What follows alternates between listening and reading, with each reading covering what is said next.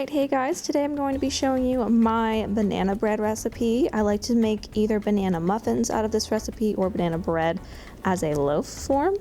Today, clearly we're going to be doing a loaf. This is a pretty easy recipe and it doesn't take that long to put together, but it does take a little bit longer to actually bake. But it does make your kitchen smell really good while it's cooking, and I think it's just a great fall dessert or bread to have around your house. So let's just get right into the recipe. First, starting off with a stick of butter. You can melt this all the way if you would like to, but personally I just like to soften it because that way you can cream the butter and sugar together, which I think tastes a lot better than just straight up melting the butter. So here I used half a cup of normal granulated sugar, and then I used a little bit of stevia as well, about 2 tablespoons. But if you want it sweeter, you can use about a full cup of sugar. I just like to cut down on the sugar in mine. Then once you're done creaming that together to where it is a pretty whipped consistency, you're going to want to add in 2 eggs.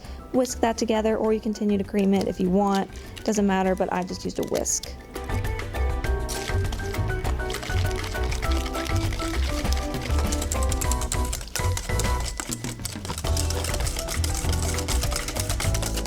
Next is almond milk. We're going to do about 1/4 of a cup. You can use, of course, normal milk or even cream if you'd like, but I keep almond milk on hand, so that's what I used. Then a little bit of vanilla extract. No measurement here, I just sort of dump in however much I'm feeling. I like vanilla, so I add in a decent amount, and then just whip that around. Next, the bananas. I'm using 3 very ripe bananas for mine, but you can use more than that. It's totally up to you, and the consistency of how much you smash them down, again, totally up to you. You can make them as creamy as you want, or you can leave in little chunks if you like. I typically like it about this consistency where it's mostly creamy, but there are a little bit of banana chunks in there. Then add that into your main bowl.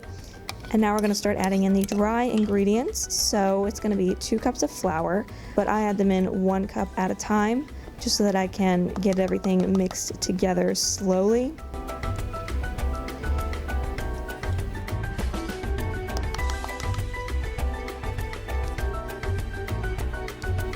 Before I have it completely mixed up, I add in the baking soda.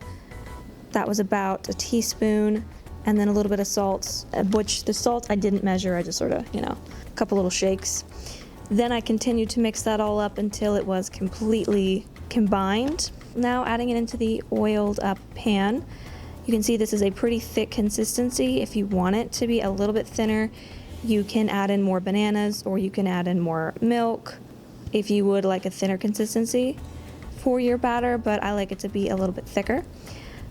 And then I'm taking a banana and cutting it down the middle, and then cutting those in half again, and just sticking those on top to have a little bit of an extra banana-y flavor. This is totally optional, you do not have to do this, but I like it. I think it tastes good. Then pop that in the oven at 350 degrees, and how long you bake it is up to you. This took me about 55 minutes before this was completely baked all the way through.